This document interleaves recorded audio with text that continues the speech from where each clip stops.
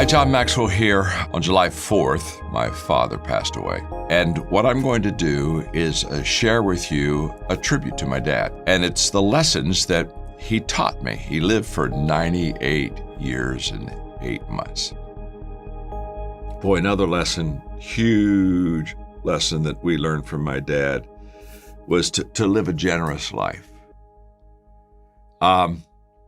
I shared with you in the last tribute lesson, my father taught us about tithing. And that's just a great principle. Again, whether you're a person of faith or not, if you set aside time and financial resources to help people and give to others, it's an incredible practice that will benefit others, but also benefits you.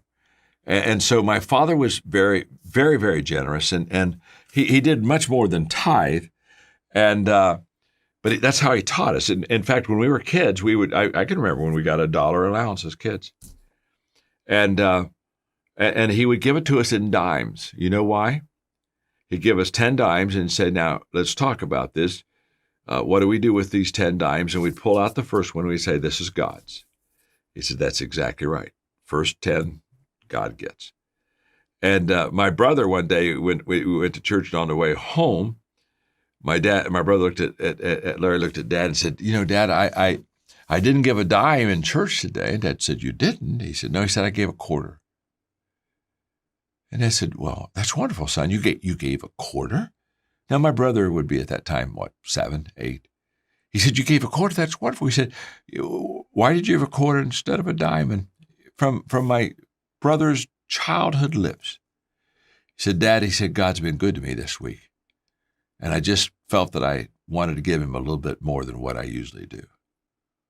Well, my brother gave a quarter that day. But God has blessed him as a businessman, and throughout his life, he's given millions of dollars to people in need and causes that are worthy. And he's a river. He's not a reservoir. He doesn't hold his resources. He lets them pass on. He learned that from Dad. In fact, after my father passed away, my brother, being the businessman, went and began to look at all of his financial records. And my dad kept very good financial records. And he began to, just kind of make sure everything was in order.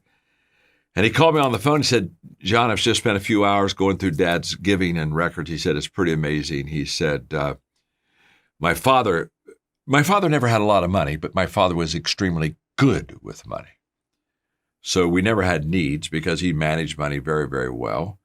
And he had an income level that he needed to have to take care of all those needs. And then everything above it, he wanted to be generous and give to causes that were very important in his life. And so he had annuities. He was always talking to us, as he grew older about it. He was, had an annuity here, he had an annuity over there. And again, he never made a lot of money, but my brother called me on the phone just after he passed away and he went through his books. He said, John, he said, I've just gone through Dad's records and I believe Larry said that just in annuities alone, this isn't other giving. This is just in annuities. And of course, he had annuities with some of these nonprofit organizations so that financially he received a little bit of benefit from that money until he died. Then, of course, they got all the money, but they got all the money. But he had given $294,000 just in one area of his giving. That's just one area. That isn't all of his giving. That isn't even the majority of his giving. And he just taught us to be generous. It's that principle of my hand clenched tight. If I'm not a generous person, and I'm holding on to everything I have, and I don't want anybody to have it, I don't want to lose it. Oh my, I have a scarcity mindset. Well, the good news is if I hold it in my hand, I'll probably keep it.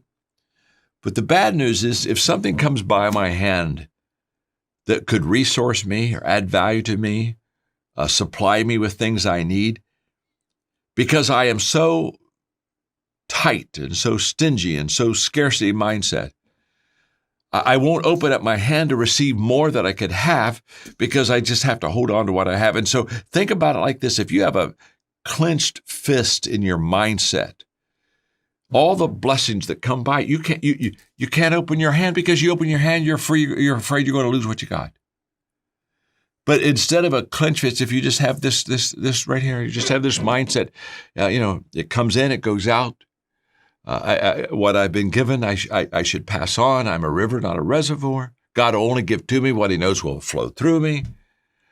Now, if I have an open hand, guess what? When the blessings come by, the opportunities come by, I have a hand and fingers. I can take some of those. But when I take them, I don't take them to keep them. Remember this: it's the catch and release program in giving. Just like you catch and release for fish, when it comes, you catch it and you have it and hold it, and then you prioritize it. Where's it best going to go, and then you release it. My father taught me to just live an incredible, generous life, and I'm just grateful for that. Wow.